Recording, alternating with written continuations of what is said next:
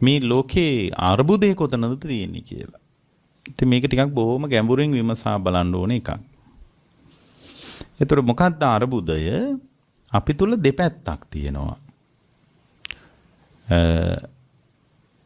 ඔය ඔයගොල්ලන්ට මතක ඇති අපි නිතරම පාවිච්චි කරන පාඩයක් තියෙනවා. ඒ පාඩේට ඇත්තම මේක දෙවෙනි දේශනාව හැටියටයි මේක කරන්නේ.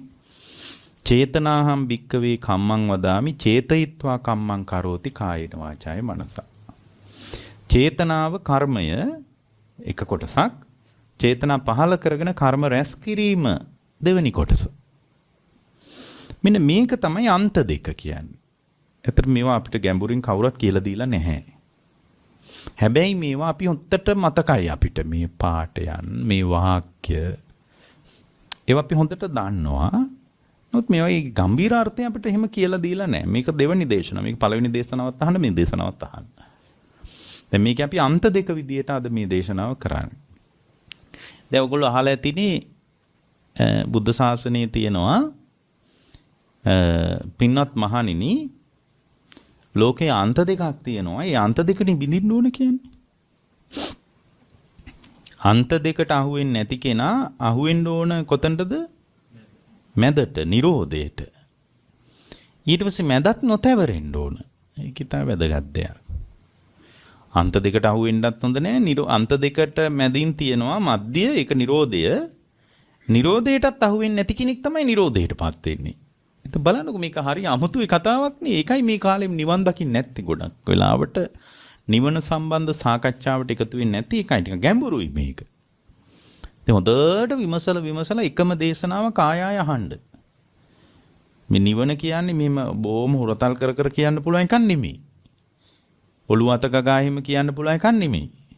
ඒකනේ බුදුරජාණන් වහන්සේ අල්ලපු යටටවත් යන්නේ නැති දේශනාව කරන්නේ. ඉතින් බොහොම පාපී මිනිසෙක් ඉඳලා තියෙනවනේ භාගතුන් වහන්සේගේ ආරාමෙ කිට්ටුවක් කියලා නැහනේ ධර්මයේ. ඇයි මේකට හොඳ ප්‍රඥාවක් තියෙන්න ඕන. දැන් මේ පින්නතුන්ට මේ ප්‍රඥාව තියෙන නිසා තමයි මේ ඉතා කාර්යබහුල වැඩ ගොඩක් තියෙද්දි. නෑ මේ දේශනාවක් කරන එකේ අර්ථය අපිට හරිය උදව්වක් කියලා හිතාගෙන ඉන්නේ. සමහර විට මේකේ මේ දේශනාව ගැන මේවා ගැන ගොඩාක් දෙනෙක් හිතන්න පුළුවන්. බොහොම බොරු වැඩ මේ කරනවා මිනිස්සු. ඕවහලා කවුද නිවුනේ වගේ ඒවා කතා කරන්න පුළුවන්. තියා නිවීම ගැන දන්නේ නැති කමට කියන්නේ. නිවීම ගැන දන්නේ නැහැ. දැන් බලන්න මේක ඇතුලේ අන්ත දෙක තියෙනවා කියලා අපි කවුරුත් හිතනවද නැහනේ? හැමදාම කියාපු පාඩයක්. චේතනාහම් භික්කවේ කම්මං වදාමි. පින්වත් මහණෙනි චේතනාවමයි කර්මය. ඒකාන්තයක්. දෙවැනි අන්තේ චේතනිත්වා චේතනා පහල කරගෙන කම්මං කරෝති කර්ම රැස් කරනවා. කොහෙන්ද? කායේන වාචාය මනසා කයෙන් වචනින් මනසින් කර්ම රැස් කරනවා. චේතනා පහල කරගෙන යා කර්ම රැස් කරනවා. කර්ම රැස් කිරීමක් තියෙනවා. ඒක තමයි දෙවෙනි අන්තය. මෙන්න මේ දෙක බින්දහම කර්ම නිරෝධය කියන මැදට යා එකතු වෙනවා. කර්ම නිරෝධය කියන මධ්‍යයට එකතු වෙනවා. ඒ නිරෝධය මතවත් නොතැවරීම පිණිස යා ඒ කර්ම නිරෝධය දකින්න සිත විදර්ශනා කරනකොට නිවනටපත් වෙනවා. එතකොට ඒක මේ වගේ. දැන් චේතනා ගොඩ නැගෙන එක චින්තනාර්ථය. එතකොට මේ චින්තනාර්ථය ඔය පින්නතුන්ලා බින්දලා දාන්න ඕන. චින්තනාර්ථයේ බින්දිනවා කියන්නේ මේ හිතන්න නැතුව ඉන්නවා කියන එක නෙමෙයි. ඒක සකස් වෙලා තියෙන්නේ කොහොමද කියලා දකින්න එක. දැන් අපිට හිතෙන කමක් තියෙනවනේ. අපිට චින්තනාර්ථය කියන එක නිකම්මනේ ඉන්නේ. නිකම්ම ඉන්නේ. බැම් පුංචි දරුවෙකුටත් හිතෙන කමක් නැද්ද? සමහරට යා මගේ අම්මා කියලා හිතන්නේ නැහැ තවම. පොඩි ළමයෙක් වුණත් මගේ තාත්තා කියලා හිතන කමක් නැහැ. එහෙම හිතන කමක් නැහැ. නමුත් ඒට හිතෙනවනේ. එහෙනම් ඒ හිතෙන කම ගෙනල්ලා තියෙන්නේ සසරින්. සසරින් ගෙනල්ලා තියෙන්නේ. ඒතර පොඩි ළමයිගේ ජීවිතය ඇතුලේ හැසිරෙනවා සසරින් ගෙනාපු කමක්. සසරින් ගෙනාපු ටිකක් තියෙනවා. ඒ සසරින් ගෙනාපු ටික කියන එක පුද්ගලයාව රැඳී සිටින අන්තයක් ඒක. ඉතින් මේක හොඳට අහන්න ඕන තේරෙන්න නම්. ඒක බිඳලා දාන විදිය තමයි ඊටාම වැදගත්. ඒ උභය අන්තේම බිඳලා දැම්මහම තමයි මැදටපත් වෙන්නේ පුද්ගලයා. ඒ අන්ත දෙක බිඳලා ඒකනේ බුද්ධ පළවෙනි දේශනාවෙදිම ධම්මචක්කපවත්තන සූත්‍රයේදී බුද්ධ ශාසනයේ අන්ත දෙක කියනවා. චතුරාර්ය සත්‍ය කියනවා. ආර්ය අෂ්ටාංගික මාර්ගය කියනවා ඉවර කරලා දානවා. උදේට බලන්න පළවෙනි දේශනාව. මොකද මේ අන්ත දෙක බිඳින්නේ නැතුව කවදාවත් අවබෝධය කරා එකතු වෙන්න පුළුවන් කමක් නැහැ. දේමේ අන්තා දේමේ අන්තා පබ්බජිතේනන සේවිතබ්බා මහණෙනි ලෝකේ අන්ත දෙකක් ඇත පැවිද්දන් සේවනේන. ඒක නිසා තමයි නිවනටපත් වෙන්නේ නැත්තේ. ඒකයි ඒක බුදුරජාණන් වහන්සේ නිවන් මඟ කියන කලින් කියන්නේ. අපි හැමෝම ඔය දෙකේ නැවතිලා ඉන්නේ. ඔය දෙපැත්ත මත අපි නැවතිලා ඉන්නේ. ඔයාලට මේ ජීවිතේ දුක ඉවර කරන්න ඕන නම් ඔයාලා ගොඩාක් ගැඹුරින් විමසන්න පටන් ගන්න ඕන. ඔයාලා ටිකක් ගොඩාක් ගැඹුරින් විමසා බලන්න පටන් ගන්න ඕන. එතකොට එහෙම ගැඹුරින් විමසා බලන්න තමයි එයාට ජීවිතේ ධර්මී මත පිහිටන්න ලැබෙන්නේ. ඔය ඉන්න මට්ටමේ නිවන් දකින්න පුළුවන්. ඔය දැන් අතපොත ගන්න දේවල් එක නිවන් දකින්න පුළුවන් නම් මේ වෙනකොට පින්වත්නි ඔය පින්නතුන්ලා නිවන් දැකලා ඉන්න ඕන. මේ වෙනකොට ඔය පින්නතුන් අවබෝධයටපත් වෙලා ඉන්න ඕන. එතකොට එහෙම අවබෝධයටපත් වෙලා නැත්නම් මේ වෙනකොට කරාපු ටික නම් අවබෝධයටපත් වෙන්න මදි. දැන් එහෙමනම් ඔයාලා පළවෙනියෙන් කරන්න ඕනේ මේ අන්ත දෙක අඳුන ගන්න ඕන අපේ ජීවිතය තුළ. මොකද්ද අන්ත දෙක? චේතනාහම් භික්කවේ කම්මං වදාමි ඒකාන්තය චේතයිත්වා කම්මං චේතනා පහල කරගෙන කෙරෙන ටිකක් තියෙනවා. කම්මං කරෝති කර්ම රැස්වීමක් තියෙනවා කායින වාචාය මනස එක දෙවෙනි අන්තේ. ඉතින් මේ දෙක යාලා බිඳලා දැම්මාට පස්සේ යා කම්ම නිරෝධයට එකතු වෙනවා. කර්ම නිරෝධය කියන සීමාවද නොතැවරුණොත් තමයි නිවනටපත් වෙන්නේ. එහෙනම් නිවනට අනේක අමහරු වැඩ. අන්ත දෙක බිඳලා නිරෝධය ස්පර්ශ කරලා නිරෝධයටද නොතැවරෙනකොට නිරෝධයටපත් වෙනවා. ඒකයි බුද්ධ ශාසනය කියන්නේ මහණෙනි නිවන වුවද නිබ්බාණං නාබි නන්දති නිරෝධේවත් අභිනන්දනේ නොකළොත් නිරෝධයටපත් වෙනවා. එහෙමයි බුද්ධ ඔන්න ඔය කෑල්ල හරියට අපේ ඔළුවට ගිහින් නැති නිසා අපි නිවන වෙනුවෙන් ගොඩාක් ඒවා කරනවා. නමුත් අපි එහෙම නිරෝධයටපත් වෙලා නැහැ. ඔන්න බලන්න පළවෙනි අන්තය කියන එක කොහොමද? පළවෙනි අන්තය කියලා කියන්නේ මේ චේතනා ගොඩ නැගෙන්නේ කොහොමද පින්වත්නි? පරණ කර්මයකින්. පරණ හේතුඵල ධමයට අනුවයි මේ සකස් වීම චේතනා ගොඩ නැගින මට්ටමට ඔයාලගේ සිත සකස් වෙලා තියෙන්නේ පරණ කර්මී. ඒකයි ඔයාලට මේ මට්ටමින් හිතෙන්නේ. තිරිසන් ලෝකේ ඉපදුනා නම් තිරිසනෙකුට අදාළ මට්ටමින් හිතෙන්නේ. නිරේ ඉපදුනා නම් නිරසත්වයකට අදාළ විදියටයි හිතෙන්නේ. ඔයාලා සිංහෙක් වෙලා ඉපදුනා නම් කොයි වෙලාවෙත් වදක චිත්තේ මත පිහිටලා ඔයාලට හිතෙන්නේ. කොටියෙක් වෙලා ඉපදුනා නම් ඒ අනුවයි හිතෙන්නේ. එහෙනම් මේ චින්තනාර්ථය චේතනා ගොඩනේ දැන් මේ ඔයගොල්ලෝ ඉන්න මට දැන් කවුරුද කාවද විමසන්න ඕන තමන්ව. ඒකනේ මම මේ දේශනාව පටන් ගන්නකොට කිව්වේ මේ බුද්ධ ශාසනයේ වනාහි පින්වත්නි ගැඹුරින් තමන්ව විමසා බලන එක කියලා. ගොඩාක් ගැඹුරින් තමන්ව විමසා බලන එක තමයි බුද්ධ ශාසනය කියන්නේ. ඉතින් ඔය පින්නතුන්ලා තමන්ව ගැඹුරින් විමසන්න ඕන. හොඳට ඉතින් ගැඹුරින් විමස ගන්න වෙන මොකුත් ඕනේ නැහැ ඊට පස්සේ නිවන් දකින්න. දැන් ඒ කාලේ බලන්න ජීවිතේ ගැඹුරින් විමසා ගත්තයි ගොඩාක් දේවල් කරපු අය නෙමෙයිනේ. ඒගොල්ලෝ පොඩි දෙයක් කළේ. ඒතකොට ඔයාලට තියෙන්නේ මෙන්න මේක කරන්න. ඔයගොල්ලන්ට කරන්න තියෙන සමස්ත කතාව මොකද්ද? අන්ත දෙක බිඳින්න ඕන. මැදට එකතු වෙන්න ඕන, මැද නොතැවරී ඉන්න ඕන. එතකොට නිවනටපත් වෙනවා. ඔක තමයි සමස්ත අමා නිවන සම්බන්ධ ඊට බැරෑරුම් ගැඹුරු සාකච්ඡාව. ඉතින් මේක තේරෙන්නේ කාලයක් අපේ බණ අහපු කෙනෙකුට තමයි. අලුතෙන්ම මෙතනට බණ අහන්න ආව නම් එයාට මේක මොනවා කියනවද දන්නේ විකාර ටිකක් මේ කියන්නේ කියලා හිතෙන්න උනත් පුළුවන් බැරි නෑ. මේ වගේ එක දේශනාවක් අහලා උත්තර ඒකට අපි ගමේ කියනවා ඒකට ආපත්‍ති වෙනවා, පත්තියන් වෙනවා කියලා.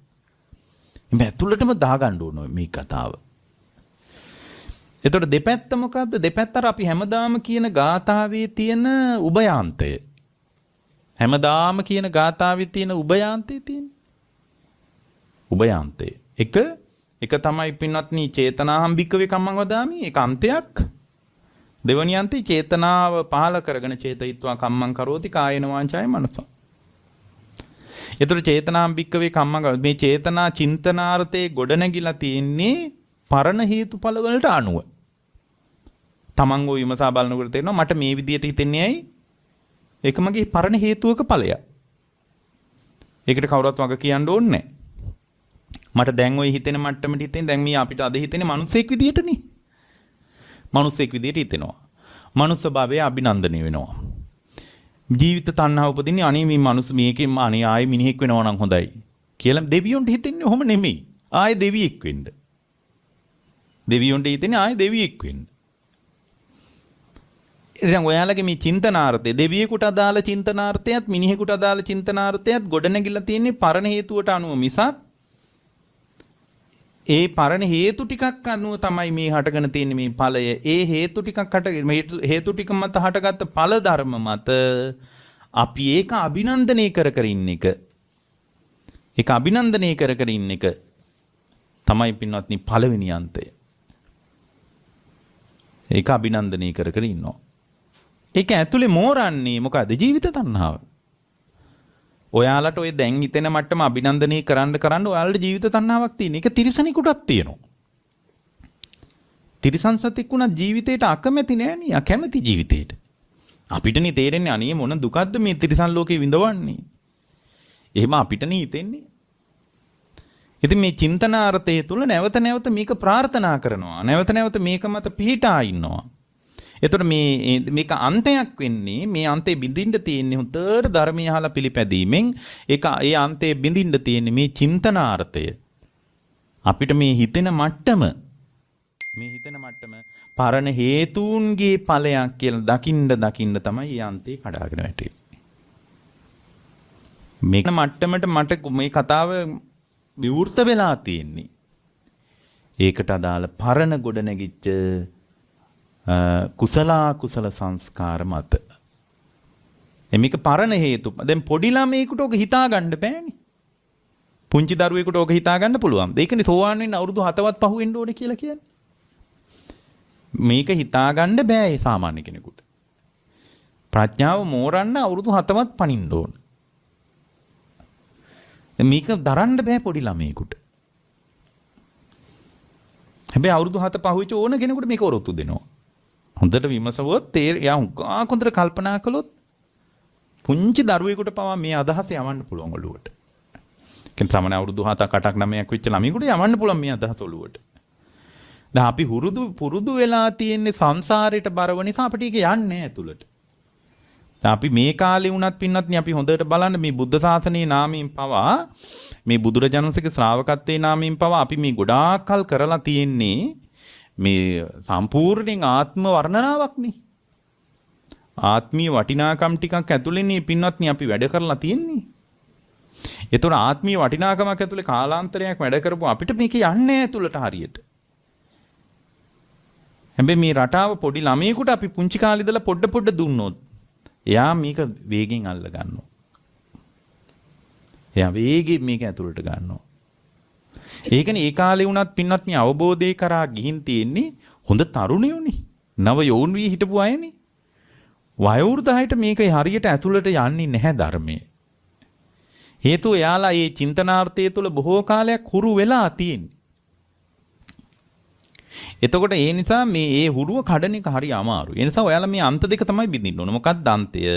එකක් බින්දින්නේ කොහොමද? මම මේ කාම භූමියේ මිනිස්සෙක් විදියට මට හිතන මට්ටමට මගේ මේ නාම රූප પરම්පරාව පහළ වෙලා තියෙන්නේ පරණ හේතුවක ඵලයක්.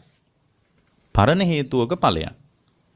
මේක මම කියලා මම මේ පිළි අරගෙන හිටියට මේක මගේ කියලා පිළි අරගෙන හිටියට මේක මගේ වසඟේ පවත්වන්න පුළුවන් මම මේ හිතන විදිය මං හිතන්නේ මට ඕන විදියට කියලා මිනිස්සු කියන්නේ. ඔයාට වැඩක් නැහැනේ මං හිතන්නේ මට ඕන විදියට කියලා එහෙම කියන්නේ. ඒක හේතුව තමයි එයාට මේ අන්තය ඇතුලේ එයා බැහැගෙන ඉන්නේ. එතකොට චින්තනාර්ථයේ හිතෙන මට්ටම පෙර හේතුඵල ධමකින් හැදිච්ච එකක් කියලා ඔයාලා බලන්න මේ අන්තය බිඳෙන්න ගන්නවා. එහෙනම් ඔයාලට තියෙන හේතුඵල වශයෙන් විමසා බලන්නයි. මට මේ දැන් හිතෙන මට්ටම එතකොට මේ හිතෙන මට්ටම පෙර හේතුඵල ධමමින් හැදිච්ච එකක්. දැන් පෙර හේතුඵල ධමමින් හැදිච්ච එකක් නම් මොකද කරන්නේ? මොනවත් කරන්න දෙයක් නැහැ නේ දැන්. පෙර හේතුඵල ධමමින් හේතුවකින් උපන්න එක ඵලයක් නේ. ඉතින් කරන්න දෙයක් නැහැ. ආයි මැරෙන්නේ දැන් මොකක්වත් කරගන්න බෑ. ඔය ජීවත් වෙනවා එච්චරයි. බලන්නකෝ එපා වෙන්නේ නැහැ නේ ජීවිතේ. ජීවත් වෙනවා ඒ කෙනා. ජීවිතයේ අභියෝගයක් හැටියට දැකලා යා විශාල කනසල්ලකට යන්නේ නැහැ. එතකොට ඒ අන්තේ බින්දෙන් අපිට තියෙන්නේ කොහමද? මේක හේතුවක ඵලයක්. කවදාද මේ හේතු ගොඩ නැගුණේ? ඒක අපේ අම්මා හදපු හේතුවක්ද තාත්තා හදපු නෑ මම සංසාරික සත්වයක් විදියට දීර්ඝ කාලයක් මම ඉපදී මෙරි එනකොට මම ගොඩ නගාගත්ත තත්ත්වයක්. මාව මනුස්ස ලෝකයට අරන් ඉන්න අපේ අම්මා මහන්සි වෙලා නැහැ ඇත්තටම. ඒකට බලපෑවේ මම කලින් ගොඩ නගාගත්ත හේතු ටික. ඔයා මගේ පුතාමයි, ඔයා මගේ දුවමයි, මං ඔයාගේ අම්මමයි කියලා කිව්වට එයා මේ අවිද්‍යාවට ওই කතාව කියන්නේ. අම්මලා තෝනෑවට වඩා ওই කතාව කියලා දරුවෝයි මුණුබුරෝයි ටික තුරුල් කරගන්න එපා. ඒක නොවටිනාකමක්. මොකද ඔයාලා කතා බහ කරලා ගෙන්න ගත්ත කවුරුවත් මෙහි නැහැ. ඔයා ආරාධනා කරලා කුසට ආපු කවුරුවත් මෙහි නැහැ. ඒක තමයි අනාත්මය කියන්නේ. අනාත්මයි.